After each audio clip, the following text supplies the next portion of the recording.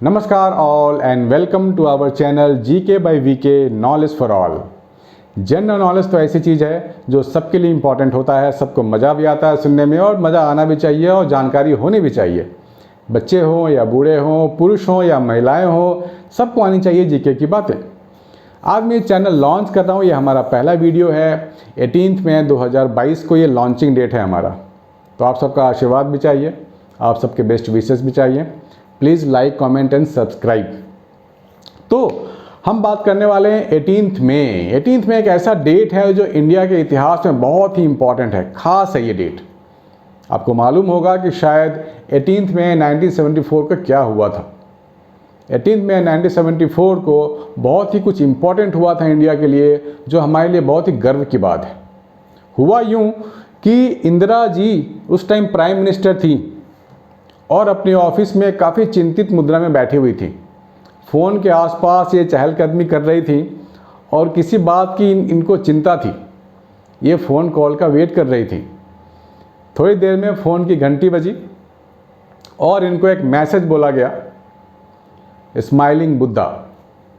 इसका मतलब था, ये कोड नेम था। Smiling Buddha was a code name, क्योंकि पोखरण में न्यूक्लियर टेस्ट की तैयारी चल रही थी। वो सक्सेसफुल हो गया था, वो सफल हो गया था। उसका कोड नेम था स्माइलिंग बुद्धा। ये सुनकर के पूरी खुशी से और गर्व से खुश हो गई हमारी प्रधानमंत्री इंदिरा जी, क्योंकि ये काफ़ी सालों से इस टेस्ट की तैयारी में लगी थी। इन्होंने सख्त निर्देश दे रखे थे, इसका पता किसी को भी नहीं लगनी चाहिए, टॉप मिनिस्टर्स को भी नहीं लगने चाहिए। इसका पता सिर्फ टॉप साइंटिस्ट को ही था। इस पूरे मिशन को जो हेड कर रहे थे वो थे डॉक्टर APJ अब्दुल साहब, सबसे आदरणीय, बच्चे बच्चे इनको जानते हैं। उनका साथ देने वाले थे डॉक्टर राजगोपाल, जो कि काफ़ी टॉप न्यूक्लियर साइंटिस्ट थे। इन्होंने काफ़ी खुफिया तरीके से, चुपचाप से, पूरी दुनिया के नज़रों से बचते बचाते इस न्यूक्लियर टेस्ट को अंजाम दिया। अंजाम कहाँ दिया? पोखरण में दिया, जो कि राजस्थान में है। तो लोग ये पूछते हैं बहुत बार, पोखरण में ही क्यों किया उन्होंने ये टेस्ट? तो पोखरण की बातें कुछ ऐसी हैं कि वहाँ पे आबादी बहुत ही कम है। टेम्परेचर हमेशा ज़्यादा होता है, मई जून के महीने में खासकर 50 डिग्री या इससे ज़्यादा ही होता है। अब होता यूँ है कि उस टाइम US हमारे पे कड़ी नज़रें रखता था कि हम कुछ ऐसा तो नहीं कर रहे हैं जो कि उनके लिए खतरा हो, या उनको लगता है कि ऐसा कुछ हो सकता है इंडिया की ओर से।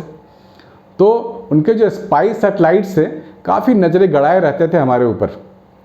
तो हमें पूरी दुनिया से बचना था, उनके सैटेलाइट से बचना था और चुपचाप इस टेस्ट को अंजाम देना था। तो पोखरण में जो टेस्ट होना था, न्यूक्लियर टेस्ट, ये बात सबको मालूम है कि जब भी न्यूक्लियर टेस्ट होगा, धमाका होगा और उस धमाके की वजह से पूरे इलाके में टेम्परेचर भी बढ़ेगा और गुबार भी उठेंगे, धुआं भी उठेगा, क्योंकि आसपास की मिट्टी है, रेत है। तो पोखरण में अक्सर ये होता है, न्यूक्लियर टेस्ट हो या ना हो, गर्मियों के मौसम में वहाँ पर धूल भरी आंधी चलती है, टेम्परेचर भी हाई होता है। तो ऐसा कुछ अगर होता है न्यूक्लियर टेस्ट में, तो सैटेलाइट को लगेगा, जो सैटेलाइट को ऑपरेट कर रहे हैं उनको लगेगा यहाँ तो नॉर्मल फेनोमेना है, ये तो होते रहते हैं, धूल भरी आंधी भी चलती है, टेम्परेचर का जो उतार चढ़ाव है वो भी होता रहता है। रात में टेम्परेचर कम हो जाता है, दिन में बहुत ज़्यादा हो जाता है। तो सारे फैक्टर्स को ध्यान में रख के ये सोचा गया, Pokhran is the right place to conduct nuclear test. Indira ji ने निर्देश दिया, हम टेस्ट के लिए जाएंगे, हमें वो शक्ति चाहिए।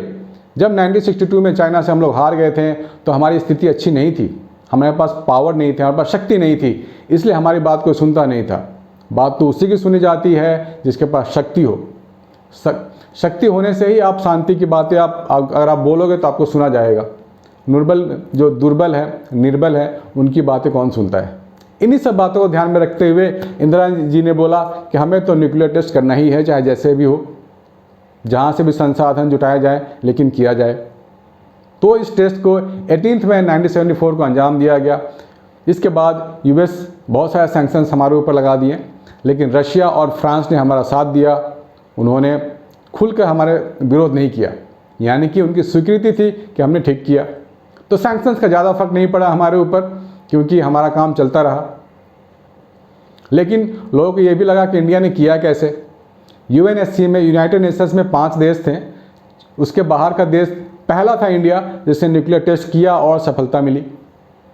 तो जलन के मारे भैया यूएस की तो हालत ख़राब थी, कैसे कर लिया, हमें बिना बताए कैसे कर लिया। उनके ईगो पे ये सवाल था कि हमारे सैटेलाइट क्या कर रहे थे। तो पूरी दुनिया में जो थी अमेरिका की इमेज वो शेकी हो गया, हिल गया थोड़ा। अरे यार, यूएस तो कुछ कर नहीं पाया, इंडिया उसके नाक के नीचे से कर गया न्यूक्लियर टेस्ट, यूएस को पता भी नहीं चला। खैर, जो भी था हमारे लिए प्राउड मोमेंट था और शक्ति हमारे को मिली। न्यूक्लियर टेस्ट की जो शक्ति होती है काफ़ी बड़ी शक्ति होती है, तो हमें मिली। इसी चीज़ को अंजाम दिया गया था दोबारा 1998 में, जब वाजपेयी जी की सरकार थी। 5 टेस्ट हुए उस टाइम भी, क्योंकि हमारे को अपग्रेडेशन की ज़रूरत थी। हमें ये मालूम करना था क्या हमारे पास जो न्यूक्लियर सफल टेस्ट हुए थे 1971 74 में, क्या अभी भी किए जा सकते हैं। हमने दोबारा किया और ये साबित किया कि यस, हम कर सकते हैं। We are the top most nuclear power in the world. हमारी बात लोगों को सुननी पड़ेगी। तो ये डेट आप लोग लिख लो, ध्यान में रख लो और अपने आसपास के बच्चों को भी बताओ।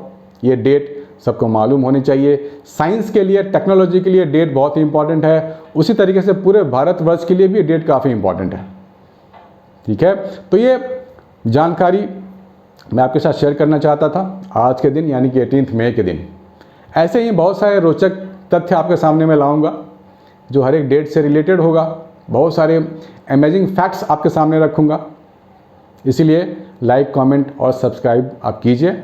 आपको बहुत सारी नॉलेज मिलेगी, साइंस से रिलेटेड भी, साइंस के बाहर की भी चीज़ें, पूरी इंडिया की चीज़ें।